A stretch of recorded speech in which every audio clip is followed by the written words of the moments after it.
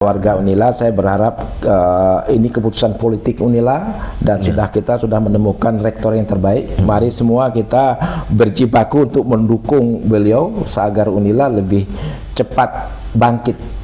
Itu pulih lebih cepat, bangkit lebih kuat. Nah itu keberhasilan suatu rektor itu ditentukan oleh super team yang dibuat. Track record itu jadi basic ya. Jadi jangan orang ujuk-ujuk ya. Orang mau taruh di PR2 bagian keuangan, seyogianya dia punya pengalaman. Kalau tidak profesional asal kan. Oleh sebab itu super team yang saya maksud itu adalah tim yang diangkat secara profesional dan orang-orang yang masuk itu sesuai dengan track record dia.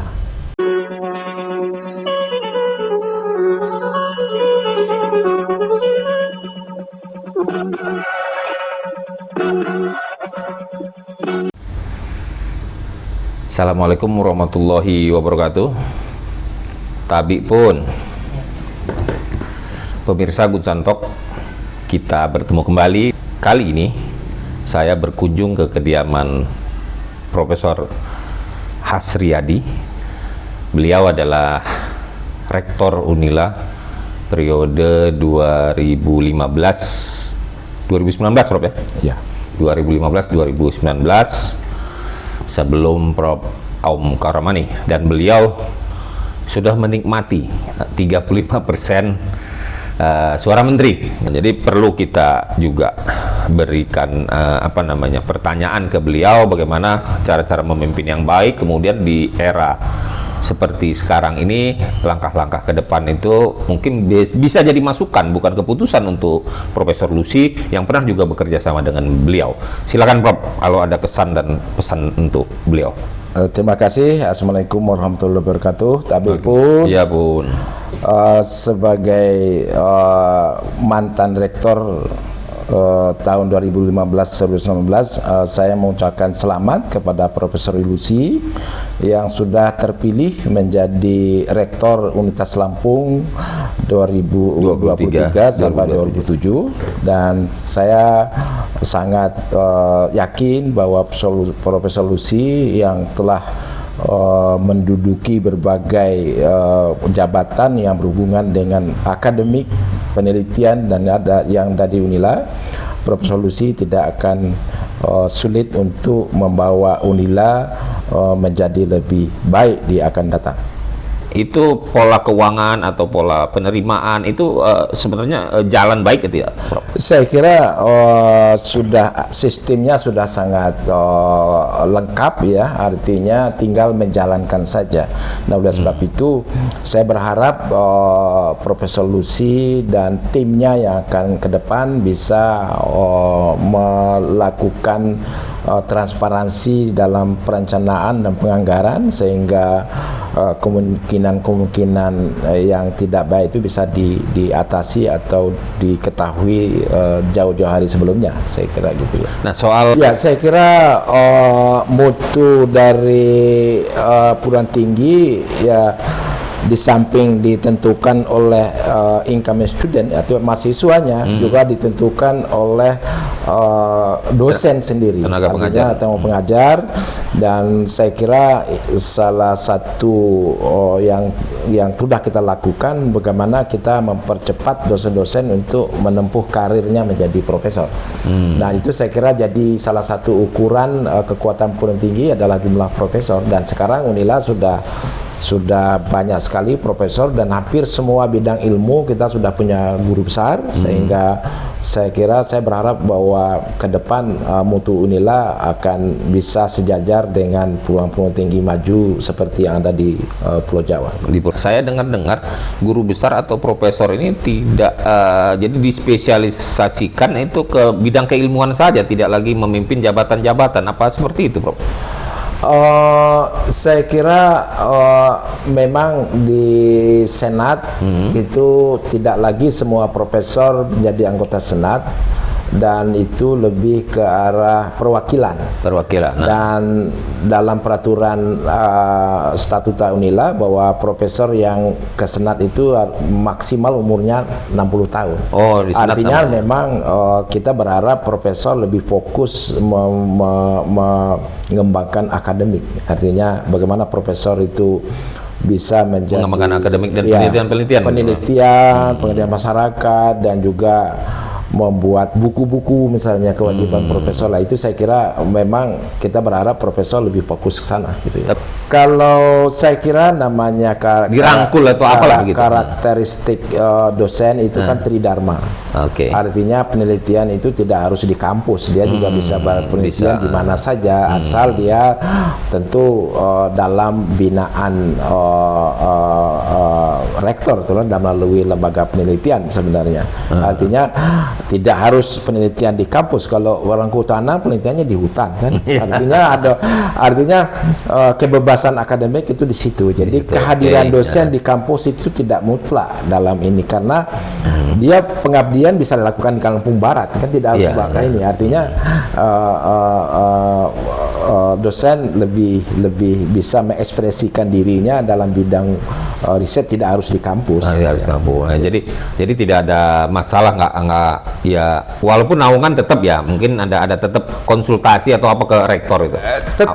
Tetap. Artinya walaupun dia penelitiannya di Lampung Barat harus sepengetahuan atau izin dari lembaga penelitian. Jadi artinya tetap koordinasi itu harus jalan karena bagaimanapun juga kita terkait dalam satu institusi kan. Karena perguruan tinggi ini makin banyak dosen atau ahlinya digunakan oleh lembaga-lembaga itu salah satu ukuran kemajuan perguruan tinggi. Indikatornya misalnya dosen Unila jadi staf ahli kementerian daerah. Nah itu justru prestasi baik untuk Universitas Lampung. Oke. Nah, Prof, ini kan rektor punya hak prerogatif untuk warik ya, warik 1, 2, 3, 4 dan lembaga ya, Prof ya. Nah, ya, kecuali di dekan ya, Prof ya. Nah, bagaimana Prof cara ini Prof Lucy ini di kondisi saat ini nih untuk supaya ini manajemen ini berjalan lancar kembali atau sesuai rule-nya, sesuai garisnya, itu merekrut dari warik 1, 4 atau lembaga penelitian itu seperti apa? Tadi saya dengar kan kita ngomong awal tadi ada apa super tim apa seperti apa? Silakan, Bro. Ya, di berbagai kesempatan saya sudah sampaikan bahwa kita tidak akan pernah menemukan satu dalam seseorang yang Superman. Nah, oleh sebab itu kita perlu membuat super tim. Super tim ya. Super tim. Jadi nggak main aja ya, nggak? Ya, artinya bahwa tim itu harus dipilih secara profesional. Oke. Track record itu jadi basic ya. Jadi jangan orang ujuk-ujuk ya. Orang mau taruh di PR2 bagian keuangan, seyogianya dia punya pengalaman. Sebagai wakil dekan bidang keuangan atau ketua lembaga, pokoknya dia pernah menjabat sebagai ini. Artinya jangan kalau tidak profesional asal kan. Oleh sebab itu super tim yang saya maksud itu adalah tim yang diangkat secara profesional. Dan orang-orang yang masuk itu sesuai dengan track record dia. Terus perlu ini nggak? Perlu pengujian atau apa gitu, Bro? Ya, saya kira rektor bisa menggunakan tim apa yang untuk menyeleksi. Kayak baper jakat kalau di baper jakat. Artinya dia ada rektor tim juga seleksi lah gitu. Rektor boleh juga nyampein visi misi atau gimana gitu. Itu artinya dicoba terbuka. Sehingga kita bisa memilih orang yang tepat pada satu jabatan. Jadi itu artinya keberhasilan suatu rektor itu ditentukan oleh super tim yang dibuat. Saya merasa seperti itu. Selama saya memimpin, saya berusaha untuk membuat tim-tim yang ini.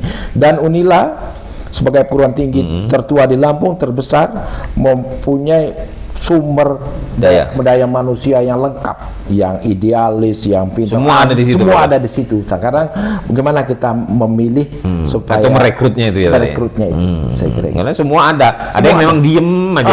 Iya, diem. Artinya dia nggak mau bermasalah gitu. ya artinya banyak pilihan. Banyak pilihan. Ya, jadi bukan nggak ada pilihan, banyak pilihan. Banyak pilihan. Tinggal bagaimana prosesnya lebih transparan, Iya, mungkin ya. transparan. Agar tidak ada orang kecewa mungkin ya. Justru itu. Kalau nggak transparan bisa ada kekecewaan, Iya, Prof ya. iya. Ini gimana nilainya gitu? Iya. Dan kepada warga Unila saya berharap ini keputusan politik Unila dan kita sudah menemukan rektor yang terbaik. Mari semua kita berjibaku untuk mendukung beliau agar Unila lebih cepat bangkit. Nah, Itu yang- pulih lebih cepat, bangkit lebih kuat. Bangkit kuat. Nah, itu ya. Prof, ini kan kemarin ada isu-isu, ya kan, karena sudah banyak rektor wanita. Jadi pilihlah rektor wanita, itu proses pemilihan. Nah, kalau saya melihatnya itu kan kalau di KPU itu keterwakilan perempuan 30%. Nah, kalau saya melihatnya 100% pun nggak ada masalah gitu. Siapapun yang terpilih mau perempuan mau laki kan kita nggak ada persoalan gender sebenarnya. Sama seperti di Unila saat ini gitu ya. Saat ini rektor wanita bukan soal dia harus pilih gender wanita kan, bukan begitu kan, Bro? Jadi tetap saja profesionalnya, Bro. Iya, saya mengikuti juga ya seperti di Ada Riau, ada Padang, Bengkulu, ada ITB, ada UGM dan sebagainya ya, termasuk Universitas Islam Syarif Hidayatullah. Iya. Saya kira tidak ada Harus perempuan, tidak ada. perempuan Saya banyak melihat nih, itu karena saya perempuan gitu enggak kan? Saya lihat semua itu sangat profesional. Ya, Jadi oke. tidak ada. Bukan soal gender. Bukan gender. Jadi jangan digiring ke sana. Jangan digiring ke sana. Saya kira Iya. tidak. Ini harus perempuan yang lebih banyak nih. Oh enggak. Saya lihat pemilihan itu semua profesional. Tidak ada prioritas. Begitu juga nanti super tim itu kan, Bro. Iya. Bukan soal gender memilihnya, bukan. Iya. Soal profesional dan orang-orang yang idealis ada, orang-orang yang mengerti ada kan. Iya. Ya itu saya kira kuncinya di situ kan. Iya. Agar ya kita kan kalau dalam suatu tempat itu kan harus tim memang kan. Iya. Nggak ada yang super power kan gitu. Iya. Malah kelabakan kecapean dia. Iya. Kerja siang malam kok nggak bener-bener gitu. Iya, dengan mulai sekarang perguruan tinggi itu berada pada persimpangan jalan. Karena ke depan arus globalisasi ini perguruan tinggi harus menyesuaikan. Ya, oleh sebab itu tim yang ini nggak mungkin satu orang bisa menguasai multidimensi, ya kan? Betul. Nah, oleh sebab itu ya super tim itu yang bisa menyelesaikan. Makanya di tengah-tengah kondisi globalisasi begini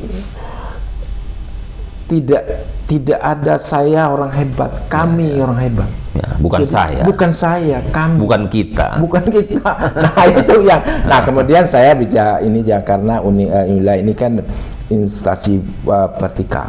Iya. Nah, oleh sebab itu komunikasi kerjasama dengan teman-teman di Pihak vertikal lain. itu harus gitu karena terus terang saya dulu waktu saya kerjasama dengan Menteri PU, kita dapat embung semua tuh. Kita kerjasama dengan wali kota dapat rumah sakit. Iya. Artinya mereka punya ini kita dengan rendah hati kita berhubungan berhubungan langsung ya. mitra gitu. Ya ITERA aja kemarin saya dengar ada hibah dari Pemkot malah. Iya, justru itu. Makanya zaman saya dulu kita sudah dapat lahan 150 hektar dari gubernur. Dan itu untuk kampus 2 karena kampus Unila ini desain awalnya itu sekitar 10-15 ribu mahasiswa. Sekarang sudah 35 ribu. 35 ribu nih dengan ini Jadi mungkin sesak. mau mendekati 40 nih kalau lihat cara. Nah, itu pasti nggak cukup kampus di sini. Habis nanti lapangan hijaunya malah. Justru itu dengan kebaikan gubernur saat itu dan itu saya kira perlu kita follow up dan itu perlu kita sampaikan ke kementerian karena kita ini untuk ikut dalam perencanaan kementerian untuk membangun kampus 2. Ya kampus-kampus yang lainnya lah gitu ya, Iya. biar lebih ya dimanapun kampus di luar negeri kalau kita mencontohkan dia sejuk, Iya. nggak habis dia bantai oleh infrastruktur itu. Iya, bayangkan Fakultas Pertanian praktikumnya dia di bawah emper-emperan itu Iya. sudah nggak representatif. Iya, pertanian sekarang menurut saya lebih kotor gitu, mungkin karena apa transisi kali ya, Iya, sampahnya banyak. makanya seyogianya kalau dia harus ditempatkan pada lahan yang luas sehingga bisa berkreasi dalam bidang pertanian kan lebih bagus. Iya, iya, iya. Yang terakhir mungkin yang akan saya tanyakan mengenai jalur masuk nih, Prof. Itu langkah kedepannya agar tidak terulang.